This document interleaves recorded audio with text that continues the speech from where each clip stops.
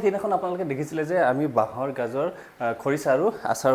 বনাইছিলোঁ মানে গোটেইখিনি প্ৰচেছ কমপ্লিট নহৈছিলে আৰু দেখিছে এতিয়া এই যিখিনি আচাৰ বনাবলৈ থৈছিলোঁ সেইখিনি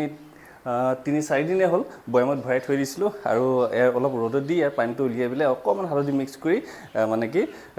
উলিয়াই থৈছোঁ এতিয়া আমি বনাম আচাৰ আৰু এইপিনে চাওক এয়া তেল অলপ গৰম কৰিছোঁ এয়া তেল মানে বেছি টাইম নহয় অকণমান গৰম হ'ব দিব লাগে বাছ হৈ গ'ল বাকীখিনি প্ৰচেছ আপোনালোকক দেখাই আছোঁ পিছে এয়া ভোট জলকীয়া কাটি ৰাখিছোঁ সৰু সৰু পিচ কৰি আৰু দিব লাগিব এই বৰ্তমান কেইটামান আছে কাৰণে এইখিনি কাটি ৰাখিছোঁ আৰু এয়া গাজ টেঙাখিনি আমি বটলত ভৰাই দিলোঁ আৰু এয়া ভোট জলকীয়াখিনি ইয়াতে দি দিওঁ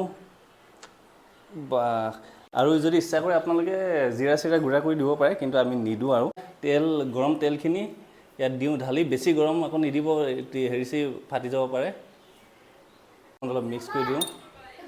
হৈ গ'ল আচাৰ ৰেডি